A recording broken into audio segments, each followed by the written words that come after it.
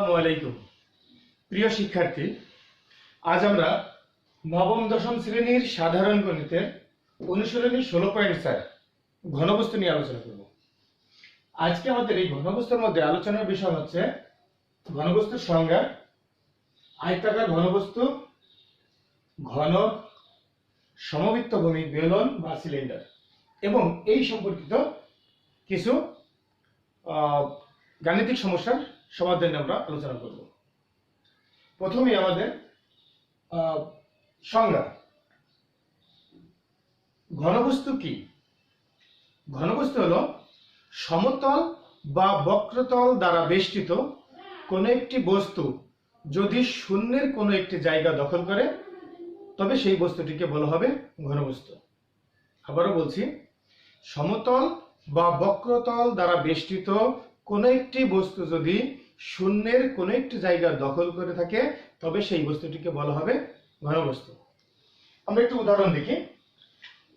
দেখো, এই একটা বস্তু, এটা এই তলটা সমতল। দেখো, এই বস্তুর এই তলটা সমতল। এখন এই তলটা দেখো, উপরের কিছু অংশ, এই যে অংশটুকু, এই অংশটুকু উপরের একটা অংশ বা শূন্যের একটা অংশকে দখল করে আছে, এজন্য এটাকে বলা হবে একটা ঘনবস্তু। এটা হলো সমতলের ক্ষেত্রে। যদি আমরা বক্রতলের কথা চিন্তা করি তাহলে দেখো, একটা বল, এই বলটাকে যদি আমি রাখি, এই যে তলটা হবে, এই তলটা হলো টোটাল, এই তলটা হবে বক্রতল এবং এই বলটি শূন্যের একটু জায়গা দখল করে আছে, তার মানে এটাও একটা ঘনবস্তু। তাহলে ঘনবস্তুর সংজ্ঞাটা কি পেলাম?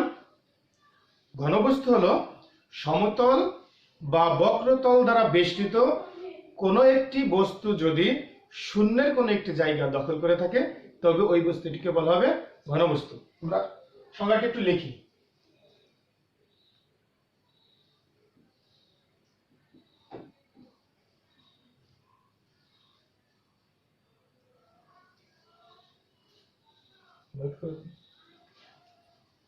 আচ্ছা দেখো, ঘনবস্তু সমতল বা বক্রতল দ্বারা বেষ্টিত কোনো একটি বস্তু যদি শূন্যের কোনো একটি জায়গা দখল করে থাকে তবে ওই বস্তুটিকে বলা হবে ঘনবস্তু। যার উদাহরণ আমরা দেখলাম, সমতল দিয়ে একটা ছবি, একটা বক্স দিয়ে বোঝালাম এবং বক্রতল যেটা, সেটা আমরা একটা বল দিয়ে বোঝালাম। এখন আমাদের পরবর্তী যে আলোচনা আসবে সেটা হবে আয়তাকার ঘনবস্তু। আয়তাকার ঘনবস্তু হলো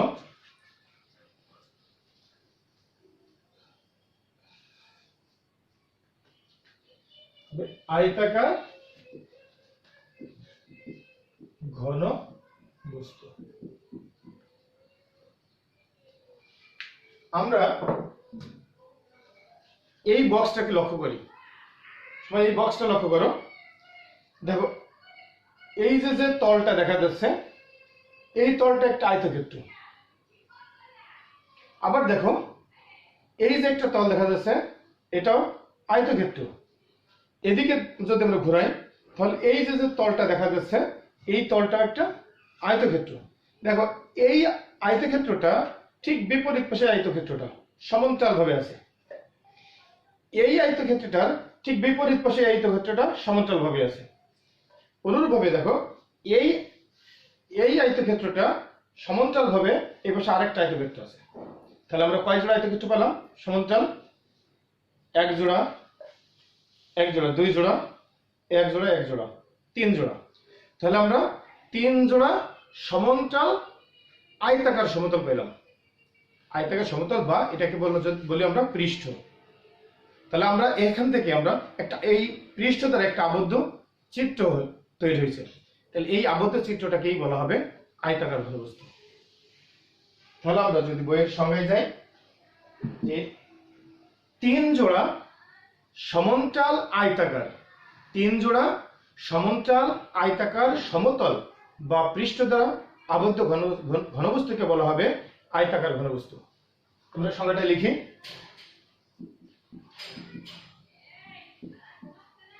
তিন জোড়া সমান্তরাল আয়তাকার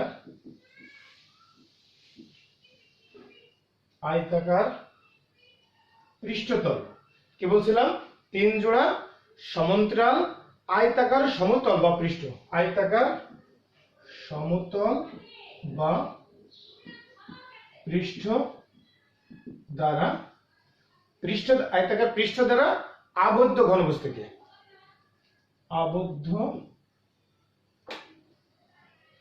ঘনবস্তুকে বলা হয় আয়তাকার ঘনবস্তু। কি লিখলাম? তিন জোড়া সমান্তরাল আয়তাকার সমতল বা পৃষ্ঠ দ্বারা আবদ্ধ ঘনবস্তুকে বলা হয় আয়তাকার ঘনবস্তু। আয়তাকার ঘনবস্তুর যে সূত্রগুলো আছে, যেমন কর্ণের দৈর্ঘ্য নির্ণয়ের সূত্র, সমগ্রতলের ক্ষেত্রফল নির্ণয়ের সূত্র এবং আয়তন নির্ণয়ের সূত্র, আমরা এই সূত্রগুলো একটু দেখব। আচ্ছা, যদি আমরা আয়তাকার ঘনবস্তুর কর্ণ নির্ণয় করতে চাই, তাহলে আমরা আবার এই সেই বক্সটা একটু লক্ষ্য করি। দেখো, যদি আমরা কর্ণ এইখান থেকে এই বরাবর ধরি, দেখো কর্ণ যদি এখান থেকে এই বরাবর ধরি, তাহলে এই যে আয়তক্ষেত্র এইটার কর্ণ হবে। দেখো, এখান থেকে যদি এই কর্ণ বরাবর করি, তাহলে এই পৃষ্ঠ, এই যে পৃষ্ঠ, এটা একটা আয়তক্ষেত্র, এইটার কর্ণ হবে। তাহলে আমাদের এই যে আয়তাকার ঘনবস্তু, এর কর্ণ কি হবে একটু লক্ষ্য করো। যদি আমরা এখানে একটা ছিদ্র আর এখানে একটা ছিদ্র দেই, তাহলে দেখো এখান থেকে এই ছিদ্র বরাবর, অথবা এই উপর থেকে, এই পাশের উপর থেকে এই পাশের এই নিচ বরাবর যদি আমরা একটা ছিদ্র করে সুতা দেই, যে রেখাটা পাবো সেটাই হবে এই আয়তাকার ঘনবস্তুর কর্ণ। আমরা যদি এখানে একটা ছবি আঁকা আছে, দেখো এই এ থেকে এই এফ পর্যন্ত এটাই হবে কর্ণ। তোমরা একটু কল্পনা করো, এ বি সি ডি, এই তলটা উপরের তল, আর ঠিক তার নিচের তল এই যে ই এফ জি এইচ। তাহলে আমরা বলছি উপরের তল নিচের তলের কোণায় যে সরাসরি যেখানে যাবে সেটাই হবে কর্ণ। তাহলে আমরা যদি এখানে কর্ণ, এখানে হবে এ এফ হবে কর্ণ। এখন আমরা এই এ এফ কে কেমনে বের করব? আমরা এই আয়তাকার ঘনবস্তুর যদি আমরা শিশুদের সংজ্ঞা আমরা একটু স্মরণ করি, যে আমরা আগে জেনেছি যে যার দৈর্ঘ্য, প্রস্থ এবং উচ্চতা আছে তাকে ঘনবস্তু বলে। যার দৈর্ঘ্য, প্রস্থ এবং উচ্চতা আছে তাকে ঘনবস্তু বলে। এই আয়তাকার ঘনবস্তুর ক্ষেত্রে দৈর্ঘ্য, প্রস্থ এবং উচ্চতা আছে। আমরা যদি এই ঘনবস্তুটার দিকে তাকাই, তাহলে দেখো আমরা এ বি, আমরা আবার এটা দেখি, এইটাকে যদি এই বরাবর আমরা যদি ধরি এ, আর এটাকে ধরি যদি বি, তাহলে এই এ বি এটা হবে এর দৈর্ঘ্য, এ বি হবে এর দৈর্ঘ্য। যেহেতু এটা আয়তক্ষেত্র, তার মানে কি এটাও হবে এ বি। এই দৈর্ঘ্য আর এই দৈর্ঘ্য সমান। তাহলে আমরা দৈর্ঘ্য ধরলাম এ বি, এই দিকে যদি আসি এইটা হবে প্রস্থ, এই দৈর্ঘ্যকে ধরবো এ, প্রস্থকে ধরবো বি, আর এইটা হবে উচ্চতা। দৈর্ঘ্য, প্রস্থ, উচ্চতা। দৈর্ঘ্য এ, প্রস্থ বি, উচ্চতা যদি আমরা সি ধরে নেই, আমরা এটাকে ধরবো দৈর্ঘ্য এ, এইটাকে ধরবো প্রস্থ বি, এই যে এইটা হবে উচ্চতা সি। দেখো এরকম যদি থাকে, এইটাকে যদি আমরা, এটা তো এইভাবে দেখা যাচ্ছে, যদি আমরা এইভাবে এটাকে কল্পনা করি, তাহলে এটাই তার উচ্চতা। তাহলে এখানে উচ্চতা হবে এ এইচ। এখন এইটা যদি বি হয়, তাহলে এটাও বি হবে। এই যে এখানে এটা সি হবে, এখানে এইটা সি হবে, এইখানে এইটা হবে সি, এইটা হবে বি। এইটা হবে এ, এটা হবে এ, এখানে এই বাহুটা এটা হবে এ। এখন আমরা যদি এই এ বি সি এই ত্রিভুজ যদি কল্পনা করি, এই বি কোণটা হবে সমকোণ। তাহলে এ বি সি সমকোণী ত্রিভুজ। আমরা এখানে দেখি ত্রিভুজ এ বি সি এর যদি বি কোণটা সমকোণ হয় তাহলে এসি হবে প্রতিভুজ। এখান থেকে আমরা বলতে পারি এসি স্কয়ার সমান AB square plus BC square, AB square plus BC square. এখন দেখো এবি এর মান এ, আমরা বসিয়ে দিই এ স্কয়ার, বিসি এর মান বি, এখানে বসাই দিই এটা বি স্কয়ার। তার মানে আমরা এসি স্কয়ার সমান পেলাম এবি স্কয়ার, এসি স্কয়ার সমান পেলাম A square plus B square. এখন যদি আমরা এই ত্রিভুজটা কল্পনা করি এ সি এফ, এখানে তোমাদের কাছে একটু খটকা মনে হবে, এইখানে এ সি এফ এর এই কোণটা হবে সমকোণ, যদিও এখানে দেখে বোঝা যাচ্ছে যে এটা সমকোণ না। কিন্তু আমরা যদি এইটা যদি কল্পনা করি, দেখো মনে আছে কিনা, এইটা হলো যদি এটা যদি সি হয় তাহলে এ সি, এইটা বি, এটা সমকোণ ছিল। দেখো এটা এইখানে এই বরাবর যদি আঁকি আমরা, তাহলে এটা হলো এসি, এখানে ছিল বি কোণ সমকোণ। এখন যদি আমরা এইখান থেকে এই বরাবর নেই, এইখান থেকে একটু উল্টা ধরি, এইখান থেকে এই বরাবর যদি আমি এখানে নেই আর এইটাকে যদি আমরা যোগ করি, দেখো এইটার থেকে এই বরাবর নিলাম আর এখান থেকে যোগ করলাম, তাহলে দেখো এটা সরাসরি চলে যাচ্ছে। তার মানে কি এই কোণটা উৎপন্ন হচ্ছে কত ডিগ্রি, এখানে 90 ডিগ্রি কোণ উৎপন্ন হচ্ছে। এই সি বিন্দুতে এইখান থেকে এই বরাবর যাচ্ছে 90 ডিগ্রি কোণ। তাহলে আমরা এইটা পাবো এসিএফ, এটাও পাবো সমকোণী ত্রিভুজ। তাহলে আমরা ত্রিভুজ এসিএফ এর ক্ষেত্রে আমরা বলতে পারি যেহেতু সি কোণ সমকোণ, তাহলে এফ হবে অতিভুজ, A F square, F square হবে এই AC square plus CF square, লম্ব স্কয়ার প্লাস ভূমি স্কয়ার। এখন আমরা এসি এর মান, এসি স্কয়ার এর মান পেয়েছি এখানে A square plus B square, বসিয়ে দেই A square plus B square plus এই যে সিএফ, সিএফ মানে সি, তাহলে এখানে সি স্কয়ার। তার মানে এফ স্কয়ার পেলাম A square plus B square plus C square. তাহলে অতএব এএফ কর্ণের দৈর্ঘ্য হলো এএফ, এএফ সমান √a square plus B square plus C square. তাহলে আমরা আয়তাকার ঘনবস্তুর কর্ণের দৈর্ঘ্য পেলাম, আয়তাকার ঘনবস্তুর কর্ণের দৈর্ঘ্য সমান √a square plus B square plus C square. এখন আমরা যেটা বের করব সেটা হলো আয়তাকার ঘনবস্তুর সমগ্র তলের ক্ষেত্রফল। আমরা সেই বক্সটা আবার একটু লক্ষ্য করি। দেখো এই বক্সে আমরা কয় জোড়া আয়তাকার ক্ষেত্র পেয়েছিলাম? 3 জোড়া, এইটা এবং এইটা একটা আয়তাকার সমান্তরাল আয়তাকার তল পেয়েছিলাম, দুইটা আয়তাকার ক্ষেত্র সমান্তরাল। আবার এই দুইটা সমান্তরাল আয়তাকার ক্ষেত্র, এই দুইটা সমান্তরাল আয়তাকার ক্ষেত্র। দেখো এইটার ক্ষেত্রফল এবং এইটার ক্ষেত্রফল একই, তা এইটার ক্ষেত্রফল এবং এইটার ক্ষেত্রফল একই, এটার ক্ষেত্রফল এবং এটার ক্ষেত্রফল একই। তাহলে আমরা যদি এটার ক্ষেত্রফল পাই তাহলে এটার ক্ষেত্রফল দুইটা যোগ করব, এটার ক্ষেত্রফল পাই যদি দুইটা যোগ করব, নিচেরটা যোগ করব, এটা পেলে এটা একই যোগ করব। এই যে 6টা ক্ষেত্রফল, এই 6টা ক্ষেত্রফল যোগ করলে আমাদের এই টোটাল আয়তাকার ঘনবস্তুর ক্ষেত্রফল হয়ে যাবে। এখন আমরা দেখো এটাকে ধরছিলাম দৈর্ঘ্য এ, এটাকে ধরছিলাম প্রস্থ বি, এটাকে ধরছিলাম উচ্চতা সি।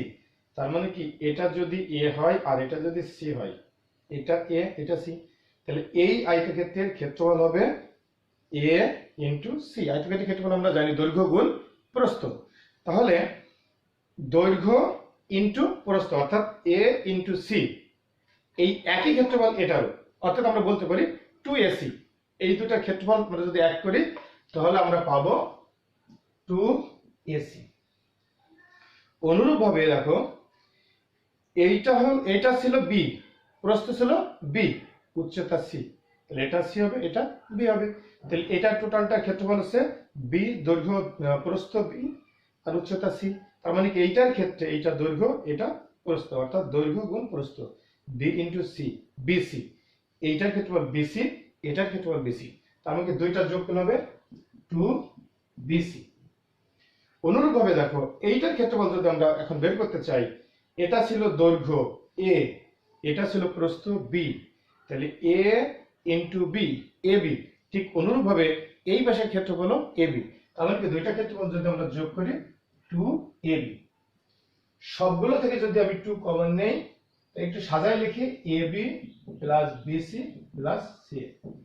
তাহলে এই আয়তাকার ঘনবস্তুর সমগ্র তলের ক্ষেত্রফলের সূত্র হবে 2 into AB plus BC plus C. লিখি এখানে 2 into AB plus BC plus C. তাহলে আয়তাকার ঘনবস্তুর সমগ্র তলের ক্ষেত্রফল হয়ে গেল। এখন আমরা দেখব আয়তাকার ঘনবস্তুর আয়তন। আয়তন হবে দৈর্ঘ্য গুণ প্রস্থ গুণ উচ্চতা, অর্থাৎ আমরা এখানে দৈর্ঘ্য ধরে নিয়েছিলাম এ, প্রস্থ ধরেছিলাম বি আর উচ্চতা ধরেছিলাম সি। তাহলে আয়তাকার ঘনবস্তুর আয়তন সমান দৈর্ঘ্য গুণ প্রস্থ গুণ উচ্চতা, অর্থাৎ এ বি সি। তাহলে আমাদের আয়তাকার ঘনবস্তুর যে সূত্রগুলো আছে সেই সূত্রগুলো আশা করি তোমরা বুঝতে পারছো। এখন আমরা আলোচনা করব ঘনক নিয়ে। আয়তাকার ঘনবস্তুর দৈর্ঘ্য, প্রস্থ এবং উচ্চতা এই তিনটাই যদি সমান হয় তাহলে যে ঘনবস্তুটা পাবো সেই ঘনবস্তুকে বলা হবে ঘনক। অর্থাৎ আমরা সংজ্ঞাটা এভাবে বলতে পারি, আয়তাকার ঘনবস্তুর দৈর্ঘ্য, প্রস্থ ও উচ্চতা সমান হলে তাকে ঘনক বলে। লিখি সংজ্ঞাটা, ঘনক আয়তাকার ঘনবস্তুর দৈর্ঘ্য, প্রস্থ ও উচ্চতা সমান হলে সেই ঘনবস্তুকে ঘনক বলে। আয়তাকার ঘনবস্তুর দৈর্ঘ্য, প্রস্থ ও উচ্চতা সমান হলে যে ঘনবস্তু পাবো সেই ঘনবস্তুকে বলা হবে ঘনক। এখন যদি আমরা এটাকে দৈর্ঘ্য, প্রস্থ এবং উচ্চতাকে যদি সমান করে দেই, দেখো এই ধরনের একটা চিত্র হবে। এবার দেখো দৈর্ঘ্য, প্রস্থ, উচ্চতা, দৈর্ঘ্য, প্রস্থ এবং উচ্চতা তিনটাই সমান, তাহলে এটাকে বলা হবে ঘনক। এখন আমরা এখানে দেখি আমরা যখন দৈর্ঘ্য, প্রস্থ এবং উচ্চতা সমান পাবো তখন আমাদের প্রত্যেকটা এ বি সি আর থাকবে না, তখন প্রত্যেকটা হয়ে যাবে এ। তখন এই চিত্রটা এরকম আর থাকবে না, তখন একটা উপর থেকে দেখা যাবে এটা বর্গাকৃতি।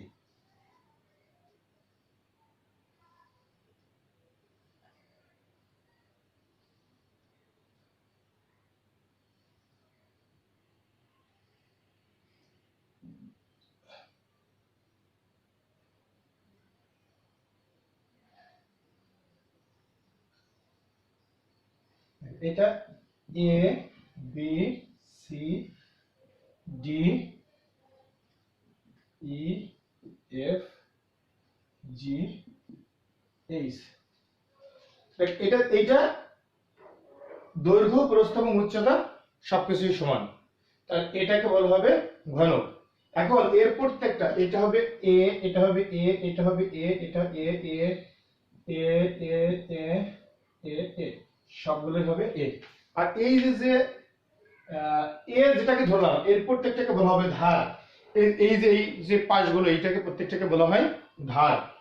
তাহলে এর প্রত্যেক ধারের দৈর্ঘ্য হবে এ, যেহেতু এর দৈর্ঘ্য, প্রস্থ এবং উচ্চতা সমান। এখন আমরা যদি এই আয়তাকার ঘনবস্তুর দৈর্ঘ্য, প্রস্থ, উচ্চতা যদি সমান হয় তখন তাকে বলা হয় ঘনক। তাহলে আমরা আয়তাকার ঘনবস্তুর দৈর্ঘ্য, প্রস্থ এবং উচ্চতার জায়গায় সবগুলোকে যদি একই বসাই তাহলে আমরা ঘনকের যে সূত্রগুলো পাই সেগুলো আমরা পর্যায়ক্রমে একটু দেখি। ঘনকের কর্ণের দৈর্ঘ্য, কর্ণের দৈর্ঘ্য দেখো, আয়তাকার ঘনবস্তুর কর্ণের দৈর্ঘ্য ছিল √a² + b² + c²। আমরা প্রত্যেকটাকে সমান করে দিই, a² + a² + a², অর্থাৎ 3a²। 3 কে রুট করলে হয় √3, আর a রুট থেকে বেরিয়ে যায়, বেরোলো a। তাহলে আমরা √3a পেলাম। ঘনকের কর্ণের দৈর্ঘ্য √3 × a। কোথা থেকে পেলাম? আয়তাকার ঘনবস্তুর কর্ণের দৈর্ঘ্য যেখানে ছিল সেখানে আমরা সবগুলো দৈর্ঘ্য, প্রস্থ এবং উচ্চতাকে সমান করে দিয়েছি। যেহেতু ঘনকের দৈর্ঘ্য, প্রস্থ, উচ্চতা সব সমান, সেখান থেকে আমরা পেয়ে গেছি ঘনকের কর্ণের দৈর্ঘ্য। এখন আমরা দেখব ঘনকের সমগ্র তলের ক্ষেত্রফল। ঘনকের সমগ্র তলের ক্ষেত্রফল। আয়তাকার ঘনবস্তুর সমগ্র তলের ক্ষেত্রফল ছিল 2 × ab + bc + c। আমরা এগুলো বসাই দিই, a এর b এর জায়গায় c এর জায়গায় a বসাই দেব। তাহলে আমরা পাবো 2 × a² + a² + a²। তাহলে 2 × 3a², 3 × 6a²। তাহলে আমরা ঘনকের সমগ্র তলের ক্ষেত্রফল পাবো 6a²। আর মনে রাখবা, বর্গ, এই ক্ষেত্রফল সবসময় বর্গ একক। ক্ষেত্রফল সবসময় বর্গ একক, আয়তন সবসময় ঘন একক। এখানে আয়তাকার ঘনবস্তুর ক্ষেত্রফল যখন পাবো একক হবে বর্গ একক, আর আয়তন যখন পাবো আয়তাকার ঘনবস্তু তখন হলো ঘন একক। অনুরূপভাবে ঘনকের ক্ষেত্রফল হবে বর্গ একক, আয়তন হবে ঘন একক, আর কর্ণের দৈর্ঘ্য হবে শুধু একক। এখন আমরা দেখি ঘনকের আয়তন। আমরা দৈর্ঘ্য গুণ প্রস্থ গুণ উচ্চতা, আয়তন। তাহলে দৈর্ঘ্য a, প্রস্থ a, উচ্চতা a, a × a × a পাবো a³। এটা হবে ঘন একক। তাহলে ঘনকের সূত্রগুলো ক্লিয়ার। তাহলে আমাদের ঘনক ক্লিয়ার। এখন আমরা আলোচনা করব সমবৃত্তভূমিক বেলন বা সিলিন্ডার। সমবৃত্তভূমিক বেলন বা সিলিন্ডার কোন আয়তক্ষেত্রের যে কোনো এক বাহু, আয়তক্ষেত্রের যে কোনো এক বাহুকে যদি অক্ষ ধরে ওই আয়তক্ষেত্রটিকে ওই বাহুর চারিদিকে ঘোরায় আনলে যে চিত্রটা তৈরি হবে সেটাকে বলা হবে সমবৃত্তভূমিক বেলন বা সিলিন্ডার। আমরা একটু ধরে নেই এইটা একটা আয়তক্ষেত্র। এই আয়তক্ষেত্র আমরা যদি এখানে একটু এইভাবে ধরি, এই আয়তক্ষেত্রের এই যে বাহুটা, এই উপরের এই বাহুটাকে যদি আমরা অক্ষ ধরি, আর এই টোটাল আয়তক্ষেত্রকে এই অক্ষের চারিদিকে ঘোরালে যে চিত্রটা পাবো, একটা বয়মাকৃতির একটা চিত্র পাবো। এই চিত্রটা, এটাকে বলা হবে সমবৃত্তভূমিক বেলন বা সিলিন্ডার। আমরা সংজ্ঞাটা লিখি।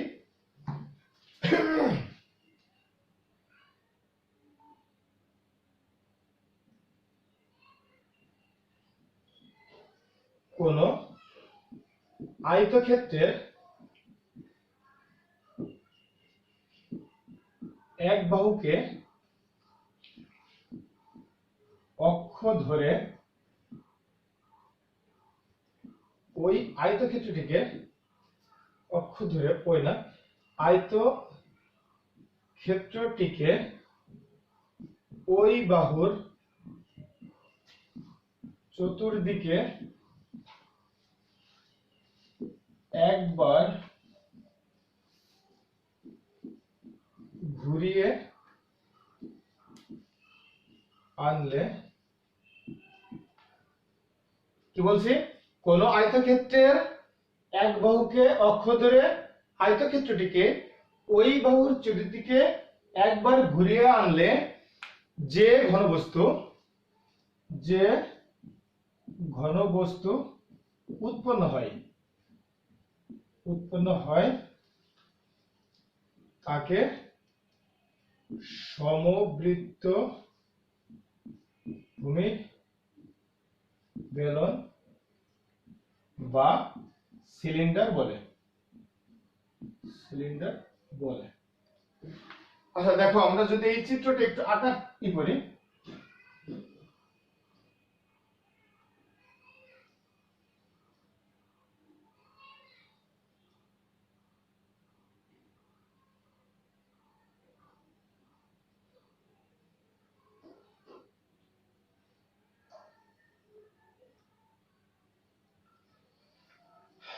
দেখো এইটা আমাদের চিত্রটা এরকম হবে যে এই যে হলো আয়তক্ষেত্রটা, এই আয়তক্ষেত্রের উচ্চতা হলো h, আয়তক্ষেত্রের উচ্চতা h, তাহলে এই সিলিন্ডারের উচ্চতা h, এই আয়তক্ষেত্রের এই যে বাহু, এই বাহুকে স্থির রাখছি আর এই বাহুকে চারিদিকে ঘুরায় আনলে এই ধরনের একটা চিত্র পাবো। এই চিত্রটাকে বলা হবে সমবৃত্ত ভূমিক বেলন বা সিলিন্ডার।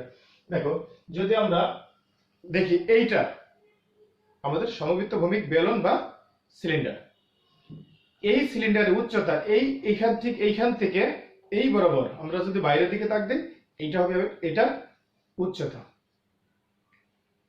তাহলে এখন আমরা এই যে বাহুটাকে ঘোরাবো, এই বাহুটা স্থির, এই স্থির বাহুকে বলা হবে অক্ষ। এই সিলিন্ডারের এই বাহুকে বলা হবে অক্ষ। আর এই যে বাহুটাকে আমরা চারিদিকে ঘোরায় আনছি, যে বাহুটা ঘুরছে, এই বাহুটাকে বলা হবে সৃজক বা উৎপাদক বা সৃজক রেখা।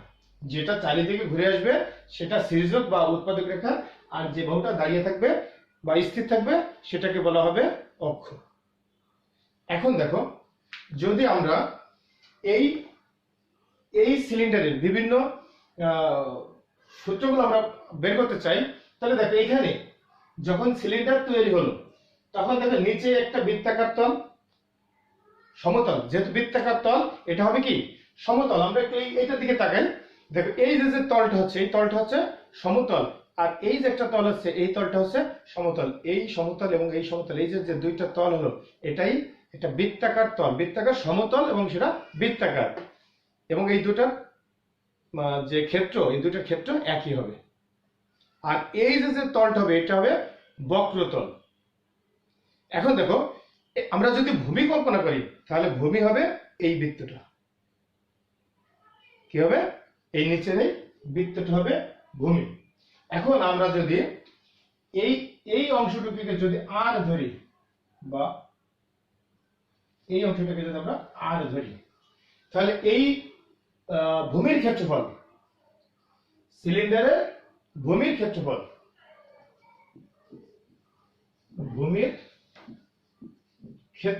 ইকুয়াল টু হবে পাই আর স্কয়ার। বৃত্তের ক্ষেত্রফল সূত্র কি, পাই আর স্কয়ার। তাহলে এই সিলিন্ডারের ভূমির ক্ষেত্রফল হবে পাই আর স্কয়ার। এখন দেখো, আমরা যদি এটাকে যদি আমরা একটু আলাদা করি,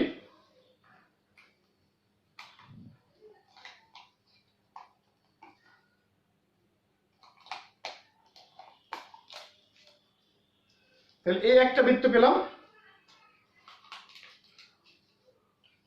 আর এই একটা বৃত্ত পেলাম। তাহলে এই যে দুইটা বৃত্তের ক্ষেত্রফল এবং এইটার ক্ষেত্রফল যদি আমরা যোগ করতে পারি, তাহলে পুরা যে ক্ষেত্রফলটা পাবো সেই পুরা ক্ষেত্রফলটা সেটা হবে এই সিলিন্ডারের সমগ্র তলের ক্ষেত্রফল। তাহলে আমরা এখানে ভূমির ক্ষেত্রফল পেয়েছি একটা পাই আর স্কয়ার। এই পাই আর স্কয়ার ভূমির ক্ষেত্রফল, ঠিক এইটার সমান এই উপরটার ক্ষেত্রফল, এটা হবে পাই আর স্কয়ার। আমরা এটা একটু রাখি। এখন আমরা এইটাকে যদি আমরা একটু আলাদা করি, দেখো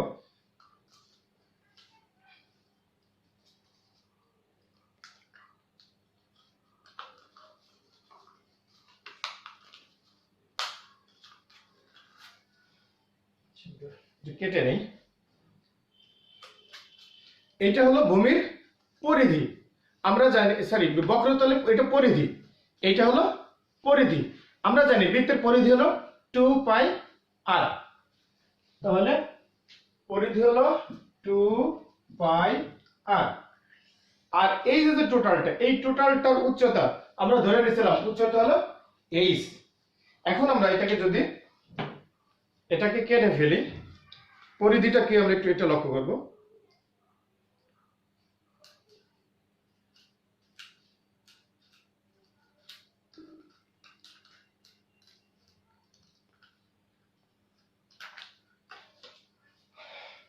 আচ্ছা দেখো, আমাদের পরিধিটা হয়ে গেল এটা। এই যে টোটাল দৈর্ঘ্যটা, এই দৈর্ঘ্যটাকে আমরা ছাড়াই নিলে আমরা যে এইখান থেকে এই পর্যন্ত পেলাম, এইটা হবে এটার পরিধি। অর্থাৎ যদি আমরা এখন দেখো কাটার পরে এটা হয়ে গেছে একটা আয়তক্ষেত্র, এই আয়তক্ষেত্রের দৈর্ঘ্যটাই হবে এটা। এই বৃত্তটা যখন বৃত্তাকার ছিল, গোলাকার ছিল, তখন ছিল এর পরিধি। আর এইটা যখন আয়তক্ষেত্র কল্পনা করব, এটা হবে দৈর্ঘ্য আর এটা হবে প্রস্থ। তাহলে দৈর্ঘ্য আমরা পাচ্ছি 2 পাই আর। আর উচ্চতা এটা হবে কি, এই সিলিন্ডারের উচ্চতা, এটা ছিল সিলিন্ডারের উচ্চতা, আর উচ্চতাই এখানে হচ্ছে প্রস্থ, উচ্চতা ছিল h। এই 2 পাই আর এর সাথে আমরা যদি আয়তক্ষেত্র কল্পনা করি, আয়তক্ষেত্রের ক্ষেত্রফল সমান দৈর্ঘ্য গুণ প্রস্থ, অর্থাৎ 2 পাই আর ইনটু h যদি আমরা করি, তাহলে আমরা পাবো 2 পাই আর h। এই 2 পাই আর h হবে এই যে বক্রপৃষ্ঠ, এই বক্রপৃষ্ঠের ক্ষেত্রফল। এই বক্রপৃষ্ঠের ক্ষেত্রফল কেমনে পেলাম? এই যে বক্রপৃষ্ঠের এই যে ভূমির যে পরিধি, ভূমির পরিধি এবং উচ্চতা, এই দুটি গুণফল। তাহলে বক্রপৃষ্ঠের ক্ষেত্রফল সূত্র 1 নম্বর, এটা 2 নম্বর। বক্রপৃষ্ঠের ক্ষেত্রফল সমান ভূমির পরিধি ইনটু উচ্চতা। এই ভূমির পরিধি ছিল 2 পাই আর ইনটু উচ্চতা ছিল h, যেটা গুণ করলে হচ্ছে 2 পাই আর h। তাহলে আমরা বক্রপৃষ্ঠের ক্ষেত্রফল পেয়ে গেলাম। এখন আমরা দেখব যে সম্পূর্ণ তলের ক্ষেত্রফল। সম্পূর্ণ তলের ক্ষেত্রফল আমরা দেখব সম্পূর্ণ পৃষ্ঠের ক্ষেত্রফল বা পৃষ্ঠতলের ক্ষেত্রফল। সম্পূর্ণ পৃষ্ঠের ক্ষেত্রফল বা পৃষ্ঠতলের ক্ষেত্রফল। পৃষ্ঠতলের ক্ষেত্রফল। এখন দেখো, আমরা এখানে যেটা লিখে দিয়েছিলাম দুইটা ক্ষেত্রফল, এক একটা ক্ষেত্রফল ছিল পাই আর স্কয়ার। তাহলে দুইটা ক্ষেত্রফল যদি আমরা একসাথে যোগ করি, তাহলে পাচ্ছি 2 পাই আর স্কয়ার। তাহলে আমরা দুইটা ক্ষেত্রফল যোগ করে ভূমির দুইটা ক্ষেত্রফল পাই 2 পাই আর স্কয়ার প্লাস বক্র পৃষ্ঠের ক্ষেত্রফল, এই পৃষ্ঠের ক্ষেত্রফল, এটা পেয়েছি আমরা 2 পাই আর h। আমরা যদি এই দুইটা থেকে 2 পাই আর কমন নেই, তাহলে আমরা পাবো r প্লাস h। এই যেটা পেলাম, এটাই হলো সমগ্র তলের ক্ষেত্রফল বা পৃষ্ঠতলের ক্ষেত্রফল। এটাই সমগ্র তলের ক্ষেত্রফল বা পৃষ্ঠতলের ক্ষেত্রফল। এখন আমাদের আসবে আয়তন। আয়তন হলো যদি কোনো ঘনবস্তুর এই যে দুইটা তল পাশে, দুই পাশে দুইটা তল, এই দুইটা তলের ক্ষেত্রফল যদি একই হয়, যদি কোনো ঘনবস্তুর দুই পাশের তলের মানে বিপরীত পাশের যে তলের ক্ষেত্রফল যদি একই হয়, তাহলে তার আয়তন হবে ভূমির ক্ষেত্রফল ইনটু উচ্চতা। আবারও বলছি, যদি কোনো ঘনবস্তুর বিপরীত পৃষ্ঠের ক্ষেত্রফল যদি একই হয়, তাহলে তার আয়তনের সূত্র হবে ভূমির ক্ষেত্রফল ইনটু উচ্চতা। আমরা এই ভূমির ক্ষেত্রফল পেয়েছিলাম পাই আর স্কয়ার ইনটু উচ্চতা পেয়েছিলাম h। আয়তন হবে ভূমির ক্ষেত্রফল ইনটু উচ্চতা। তাহলে ভূমির ক্ষেত্রফল হচ্ছে পাই আর স্কয়ার ইনটু উচ্চতা হলো h। এখন দেখো, আমরা যখনই ক্ষেত্রফল বের করব, তখন আগেই বলছি একক হবে বর্গ একক আর আয়তন যখন বের করবো তখন হবে ঘন একক। তাহলে আমাদের এই চ্যাপ্টারে যে সূত্রগুলো প্রয়োজন, আমাদের গাণিতিক সমস্যার সমাধান করার জন্য যে সূত্রগুলো প্রয়োজন, আমরা পর্যায়ক্রমে সেই সূত্রগুলো কিভাবে আমরা এই সূত্রগুলো পেলাম বিস্তারিত আলোচনা করলাম। ভালো করে প্র্যাকটিস করবে। এই সূত্র ছাড়া এই চ্যাপ্টারে কোনো অঙ্কই করা সম্ভব নয়, অর্থাৎ এই জন্য সূত্রকে খুব ভালো করে বুঝতে হবে। তোমরা এই সূত্রগুলো বাসায় প্র্যাকটিস করবে এবং এই সম্পর্কিত কিছু উদাহরণ যেগুলো আছে তোমরা সেগুলো চেষ্টা করবে। পরবর্তী ক্লাসে আমি সেই উদাহরণ এবং অন্যান্য গাণিতিক সমস্যার সমাধান নিয়ে আমরা আবার আসবো। সে পর্যন্ত সুস্থ থেকো, ভালো থেকো, এই কামনা শেষ করছি। আল্লাহ হাফেজ।